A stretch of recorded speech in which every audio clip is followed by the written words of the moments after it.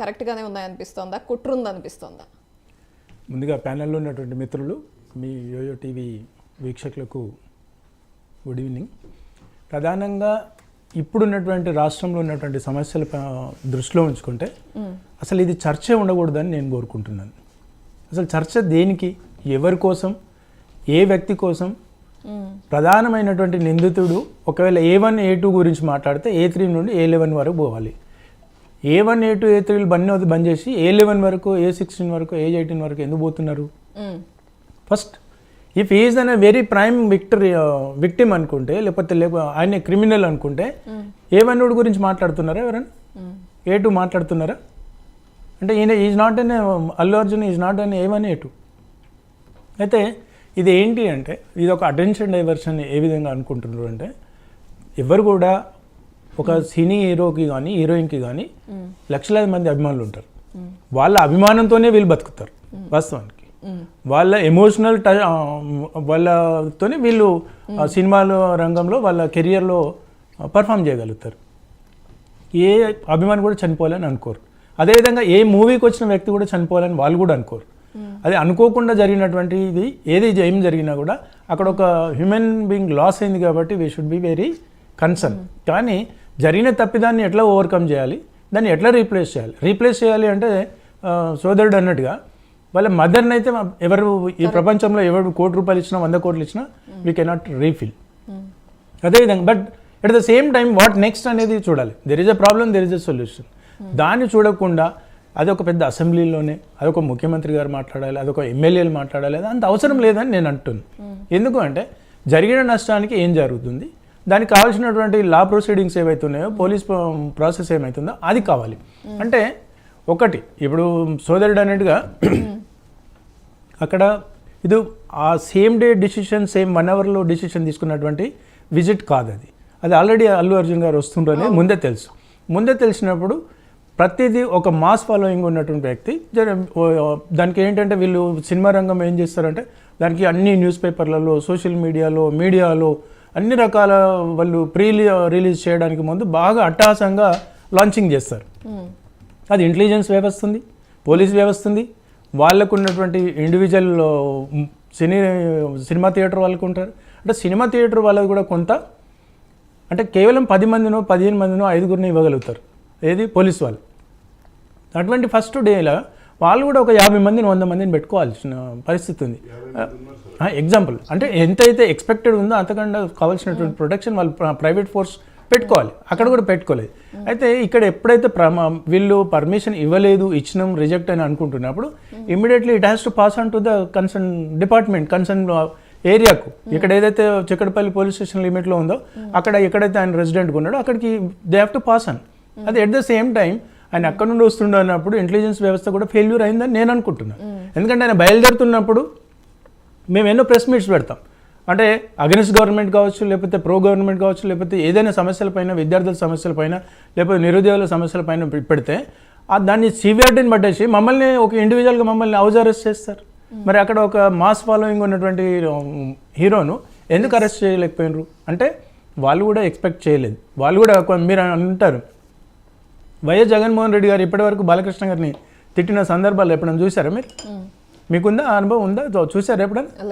లేదు. ఎందుకు అంటే వైఎస్ జగన్మోహన్ రెడ్డి గారు కూడా బాలకృష్ణ గారు అంటే చాలా అభిమానం. అంటే ఒక ముఖ్యమంత్రిగా కూడా మొన్నటికి మొన్న కేటీఆర్ గారు అన్నారు, నీకు ఎవరు అంటే నీకు క్రికెట్ ప్లేయర్ అంటే ఏదో విరాట్ కోహ్లీ అని అన్నాడు. అంటే ప్రతి ఒక్కడికి ఎంత పెద్ద స్థాయి ఉన్నా, ముఖ్యమంత్రి ఉన్నా, ప్రధానమంత్రి ఉన్నా ఒక ఫేవరిజం అనేది వాళ్ళు ఊహించుకుంటారు. ఇమాజినేషన్ ఉంటుంది వాళ్ళు. ఓకే మా హీరో ఇలా ఉంటుండే, ఒక 10 కోట్ల రూపాయల కారు కూడా కొంటాడు వాళ్ళ హీరో కనుక అడ్వర్టైజ్మెంట్ ఇస్తే. దాన్ని ఎమోషనల్గా వీళ్ళు వ్యాపారం చేసుకుంటారు. కానీ ఎట్ ద సేమ్ టైం ఎందుకంటే జరగడానికి నష్టం జరిగింది, that is it's very clear cut. ఇది ఒక రాష్ట్రంలో ఉన్నటువంటి సమస్యల దృష్టిలో, రాష్ట్రంలో ఉన్నటువంటి పరిస్థితుల దృష్ట్యా అది ఆల్రెడీ ఒక రోజు అయిపోయింది. ఓకే సంతాపం చేశారా, ప్రశ్నించారా, అయిపోయింది. నేను రోజుల తరబడి ప్రింట్ మీడియా, ఎలక్ట్రానిక్ మీడియా ఇవన్నీ వదిలేసేయండి, మీరు రాసుకుంటారు మీరు జనరల్గా మీడియా వాళ్ళు. కానీ అసెంబ్లీలో ఒక విలువైన సమయాన్ని చర్చించాల్సిన కరెక్టే. కానీ మీడియా బాధ్యత కూడా ఏముంటుందంటే ప్రముఖంగా సీఎంఏ మాట్లాడినప్పుడు అసెంబ్లీ సాక్షిగా ఖచ్చితంగా కథనాలు వస్తాయి దాని మీద. అది నేను అంటలేను, దాన్ని నేను తప్పంటలేను మీడియాకి, ఎందుకంటే మీరు రాయాల్సిందే, మీరు ఆ స్కోప్ ఇచ్చారు. అసలు ఆ స్కోప్ ఎక్కడ ఒక దగ్గర పులిస్ స్టాప్ జరగాలి కదా. అది జరగకుండా దాన్ని ఎక్స్టెన్షన్ దేశంలో ఈ రాష్ట్రంలో ఇవాళ కోట్లాది మందికి రిప్రజెంట్ చేసేటువంటి సమస్యలాగా దాన్ని చిత్రీకరిస్తున్నారు. అది A1 లాగా ఉన్నటువంటి వ్యక్తిని పెద్దగా భూతద్దంలో పెట్టి చూస్తున్నారు. అది అంటే ఆ సమస్యను మాట్లాడడం తప్పంటలేను, అది మాట్లాడాల్సిన ఏదైతే టెన్యూర్ ఉందో, ఆ మాట్లాడాల్సినటువంటి సివియారిటీ ఉందో అంత మాట్లాడకుండా దాన్ని ఇంకా ఎక్స్పోజ్ చేస్తున్నారు. అది ప్రముఖంగా ఏంటంటే సెలబ్రిటీస్, అందులో ఒక డామినేటెడ్ ఫ్యామిలీ బ్యాక్గ్రౌండ్ ఉన్నటువంటిది, అల్లు అర్జున్ గారు, అల్లు అరవింద్ గారు, చిరంజీవి గారు, పవన్ కళ్యాణ్ గారు, వీళ్ళంతా ఒక సినిమా ఇండస్ట్రీని శాసించే స్థాయి ఒక గ్రూప్ ఆఫ్ పీపుల్ వాళ్ళు. అంటే సినిమా సెలబ్రిటీస్ కూడా ఈ రాజకీయ నాయకులకు మళ్ళీ ప్రత్యక్షంగా పరోక్షంగా మళ్ళీ వీళ్ళకి ఉపయోగపడే వాళ్ళే. అన్ని పార్టీలు వాడుకుంటారు. ఈ సెలబ్రిటీస్ని వీళ్ళు ఎలక్షన్లో వాడుకోరా, మా క్యాంపెయిన్ రమ్మని అన్నారా? వీళ్ళు అంటారు కదా. అంటే వీళ్ళకు అప్పుడెప్పుడో ఏదైనా కొంత నెగిటివిటీ ఉండొచ్చు, ఆ కన్సర్న్ కూడా ఉంది. పశుపతి గారు, ఇక్కడ ఏంటంటే అవసరమైనప్పుడు పిలవడం, అడ్వర్టైజ్ చేయమని అడగడం కంప్లీట్ గా అది వేరే అంశం. ఒక ఇన్సిడెంట్ జరిగినప్పుడు దాని మీద లా ప్రొసీడింగ్స్ కానీ ఖచ్చితంగా అరెస్టులు కానీ ఉంటాయి. ఒక ఇన్సిడెంట్ జరిగినప్పుడు దీన్ని మనం క్లబ్ చేసి చూడలేం. కానీ మనకి ఫేవర్ చేస్తున్నారు, వీళ్ళు సమాజానికి ఎంతో కొంత ఉపయోగపడుతున్నారు డబ్బు పరంగా, అంటే ఆర్థికంగా కానీ ఇవన్నీ ఉన్నప్పుడు ఖచ్చితంగా ఏదైనా తప్పు జరిగినప్పుడు వాళ్ళకి అది ఈక్వల్ గా బ్యాలెన్స్ చేద్దాం, వదిలేద్దాం అని ఎవరు అనుకోరు కదా. అంటే అనుకోరంటే ఇవన్నీ రాజకీయం ప్రస్తుతం ఉన్నటువంటి రాజకీయ పరిస్థితులు ఎట్లున్నాయంటే what is the loss, what is the gain, ఈ రెండు కోణాలలో ఆలోచిస్తారు. ఇప్పుడే ఉదాహరణకు అంటే ప్రత్యక్షంగా బాలకృష్ణ గారు ఆ రోజు ఒక ఫైర్ జరిగింది వాళ్ళ ఇంట్లో, తీసుకుపోయి లోపల వేసిండ్రా, ఒకవేళ ఎన్ని రోజులు జైల్లో ఉన్నాడు ఆయన. ప్రత్యక్షంగా ఎంతోమందిని అంత మతోన్మాదులను చూసాము, లేకపోతే ప్రత్యక్షంగా ఫైర్ చేసి డెడ్ చేసిన వాడిని కూడా అరెస్ట్ చేయలేని పరిస్థితులు ఉన్నారు, వాడు ఎస్కేప్ అవుతున్నాడు.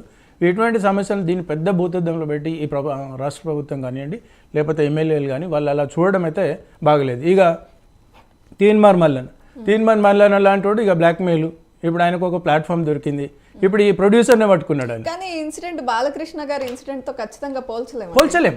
నేనేమంటున్నా, ఇప్పుడు ప్రమాదం అది వేరే సంఘటన. అల్లు అర్జున్ గారు ఆ కుటుంబం చెడిపోవాలను, ఆ కుటుంబం ఎవరో ఒకరు బాధితులు కావాలని కోరుకుంటాడా? అదేవిధంగా సంధ్యా థియేటర్ వాళ్ళు కానీ కోరుకుంటారా? ఎవరు కోరుకోరు. ఇది అనుకోకుండా జరిగినటువంటి విషయం.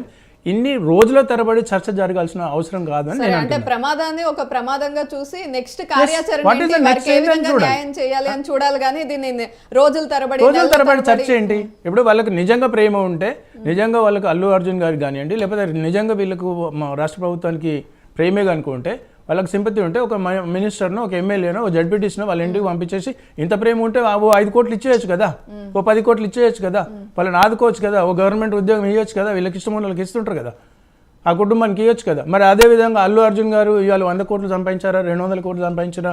మరి ప్రేక్షకుల అది ఫ్యాన్స్ వల్ల ఇటువంటి డ్యామేజ్ జరిగింది, ఇది రాష్ట్రంలో పెద్ద చర్చ జరుగుతుంది. 25 లక్షలు ఇచ్చేస్తే అయిపోతుందా? జనరల్గా 25 లక్షలు ఇచ్చేస్తే అయిపోతుందా? అంటే ఫుల్ఫిల్ చేయరు కదా. ఎక్కడో ఆయన కూడా ఒక గుడ్ ఇనిషియేటివ్ తీసుకొని వాళ్ళకి సఫిషియెంట్ ఇచ్చేస్తే వీళ్ళందరూ నోరు మూర్చినట్టు అవుతుంది కదా. అంటే దాని గురించి పెద్ద చర్చ జరగదు కదా, అది నేను కోరుకుంటున్నాను. ఇక తీన్మార్ మల్లన్న లాంటి వ్యక్తి ఉంటాడు, ఇక అవకాశవాదం కోసం చూస్తాడు. మూవీ మేకర్స్ కూడా 50 లక్షలు ప్రకటించడం జరిగింది, మీరు చూసారో లేదు? మైత్రి మూవీ మేకర్స్ ఎవరైతే నిర్మాణ సంస్థ ఉందో పుష్ప సినిమాకి సంబంధించి 50 లక్షలు. ఇట్ ఈస్ ఎన్ కట్టొచ్చు, ఇట్ ఈస్ ఎన్ రెస్పాన్సిబిలిటీ. అదేవిధంగా కోమటిరెడ్డి వెంకటరెడ్డి గారు కూడా ప్రతీక్ ఫౌండేషన్ నుండి 25 లక్షల రూపాయలు అనౌన్స్ చేశాడు. ఐ షుడ్ అప్రిషియేట్, అంటే హెల్ప్ చేసిన వాళ్ళు మీ షుడ్ అప్రిషియేట్. కానీ నేను ఏమంటున్నాను దీప గారు, ఈ రోజుల తరబడి చర్చ ఎందుకు అని నేను అంటున్నాను. దీనికంటే ఎక్కువ ప్రాధాన్యత ఉన్నటువంటి సమస్యలు రాష్ట్రంలో ఉన్నాయి, అవి చర్చించండి. దీనికి ఎక్కడో ఒక దగ్గర పులిస్ స్టాప్ పెట్టండి. రేవంత్ రెడ్డి గారు మాట్లాడిన రాగానే ఇంకొక అత్యుత్సాహంతో ఇంకో ఎమ్మెల్యేనో మంత్రి మాట్లాడతారు, వీళ్ళు మాట్లాడిన రాని ఇంకో చోట మోటా లీడర్ మాట్లాడతారు. అరే వీళ్ళందరూ మాట్లాడకపోతే విచిత్రం ఏంటంటే అసలు ఎవ్వరూ మాట్లాడొద్దు, ముఖ్య నాయకులు మాట్లాడొద్దు, కార్యకర్తలు మాట్లాడొద్దు, దీని గురించి మాట అనేది బయటకు రాకూడదని ఒక వార్నింగ్ లాంటిది ఇచ్చినా కూడా బయటకు వచ్చి ప్రెస్ క్లబ్ లోనే మాట్లాడుతున్న పరిస్థితి చూసాం. బయట చాలా మంది లీడర్స్ ఇంతకు ముందు మనకి ఏదో ఒక కట్టింగ్ చూపించారు, పేపర్ కట్టింగ్. ఇప్పుడు రేవంత్ రెడ్డి గారిని కూడా ఆ విషయంలో అప్రిషియేట్ చేయాలి. సరే జరిగింది అసెంబ్లీలో చర్చ జరిగిన తర్వాత ఒక రోజు ఆయన కూడా ఒక క్లారిటీ ఇచ్చిండు, లేకపోతే వాళ్ళు ఎక్స్ప్లెనేషన్ తీసుకున్నాడు. ఫర్దర్ చర్చ ఉండొద్దు అని ఆయన ఎప్పుడైతే ఒక ఇన్స్ట్రక్షన్స్ ఉన్నదో వీళ్ళ కింది స్థాయి వాళ్ళకి ఏంటి అత్యుత్సాహం, అదే ఎవరో మనం రేవంత్ రెడ్డి గారికి వీళ్ళు సినిమా పరిశ్రమ మీద లేకపోతే అల్లు అర్జున్ గారి మీద కమెంట్ చేసిండు కదా, మనం కూడా హైలైట్ అవ్వాలి అనేటువంటి కాన్సెప్ట్లో కొంతమంది ఉంటారు. అంటే రేవంత్ రెడ్డి గారి దృష్టిలో పడాలని కొంతమంది రేవంత్ రెడ్డి గారు ఇష్టం వచ్చినట్టు మాట్లాడుతున్నారు. రేవంత్ రెడ్డి గారు టాప్ ఆఫ్ మైండ్ లో అది ఉంది, రాష్ట్రంలో ఒక hot topic number 1 head lines లో వస్తుంది. ఇప్పుడు వాడు కూడా మాట్లాడితే దాని కింద వస్తాయి కదా, పెద్ద మ్యాటర్ కింద చిన్న మ్యాటర్ వస్తాయి కదా. ఇప్పుడు మీరు అంటున్నారు ఇవాళ చర్చ ఎందుకు జరుగుతుంది పాతూరు శ్రీనివాస్ రెడ్డి గురించి, అంటే ఏదోటి మాట్లాడాలి. ఇప్పుడు ఆయన కూడా ఇవాళ రాష్ట్రంలో 10 లక్షల మందికి తెలుస్తుంది అంటే ఇదే కదా. ఇప్పుడు ఈయన ఇచ్చిండని అక్కడ నుండి కూడా ఎంక్వైరీ ఇస్తారు. ఇది చర్చ జరగొద్దు అని నేను మీ మీడియా ద్వారా నేను కోరుకుంటున్నాను. రైట్. అదేవిధంగా ఇంకోటి పోలీసు వాళ్ళు కూడా లేకపోతే సంధ్యా థియేటర్ వాళ్ళు కూడా ఎవరైనా ఓ సామెత ఉంటుంది, prevention is better than cure అని అంటారు. ఆ ప్రివెన్షన్ అనేది అక్కడే జరిగేస్తే చేసింది కూడా అదే, ఎందుకు ఆపలేకపోయారు, సంఘటన జరిగిన తర్వాత ఎందుకు ఇదంతా జరుగుతుంది మీరు అనుకుంటారండి. ఓ ధర్నాలు జరిగితే పెద్ద ధర్నానా అనుకుంటారు. అదే చిక్కడపల్లి పోలీస్ స్టేషన్లో ఉన్నటువంటి లా అండ్ ఆర్డర్ డిపార్ట్మెంట్ ఉన్నవాడికి అది కామన్ అండి. అంటే ఏదో ఒక ధర్నా జరుగుతూనే ఉంటుంది, ట్రాఫిక్ అవుతూనే ఉంటుంది, ట్రాఫిక్ జామ్ అవుతూనే ఉంటుంది, ఎవడో ఒకటి కొట్లాడుకుంటాడు, ఒక లీడర్ వస్తారు. This is a common. ఇప్పుడు మీరు కొత్త ప్లేస్కి పోయినారు అనుకోండి, ఒక మంత్రి వచ్చిండంట అంటే వాళ్ళకు ఒక ఏదో అంటే అన్ఎక్స్పెక్టెడ్ ఇన్సిడెంట్ లాగా ఉంటుంది. మీరు ఏదో ధర్నాలు నడుస్తుంటాయి, వాళ్ళకు కామన్. ఇప్పుడు మీరు పోలీస్ స్టేషన్లో పోస్ట్ మార్టం చేసేటోడికి ఉంటుంది, ఏముంటుంది పోస్ట్ మార్టం, రోజు 100 డెడ్ బాడీలకు వస్తాడు, వాడికి కామన్. బట్ మీరు కొత్తగా ఒక ఆర్ఎంపీ డాక్టర్ దగ్గర చిన్న సర్జరీ చేయాలంటే వాడికి కొత్త. ఇది కూడా అంతే. వాళ్ళు కూడా అక్కడ ఉన్నటువంటి చిక్కడపల్లి పోలీస్ స్టేషన్ ఆ థియేటర్స్ సమూహం ఉన్నటువంటి ప్లేసెస్ ఏంటంటే ఇవన్నీ 100 సినిమా థియేటర్లు ఉండేది ఒకప్పుడు, 100 సినిమాలు అక్కడ రిలీజ్ అయినాయి. ఇది కూడా అందులోనే అలా జరుగుతుందని అనుకున్నారు కదప్ప, ఇదేదో ఎక్స్పెక్టెడ్ కాదు, అది నేను అంటున్నాను. రైట్. నాగేష్ గారు, ఇదంతా ఒకవైపు ఉంటే శ్రీతేజ్ తండ్రి రేవతి గారి భర్త కోలుకుంటున్నాడు బాబు, మేము ఆ రోజు ఆ రద్దీ వల్ల విడిపోయి సపరేట్ అయిపోయాము, ఆ రద్దీ వల్ల ప్రమాదం జరిగింది, ఖచ్చితంగా కేసు వాపస్ తీసుకుంటా అంటున్నారు. ఆయన వర్షన్లో ఆయన, కానీ చట్టం అలా కాదుగా. ఇందాక అన్నట్టు మనం లా అండ్ ఆర్డర్ మెయింటైన్ చేయాలి, ఎగ్జాంపులరీగా ఉండాలి. రాబోయే రోజుల్లో ఇలాంటి ఇన్సిడెంట్ అవ్వద్దు అంటే మనం లా అండ్ ఆర్డర్ అనేది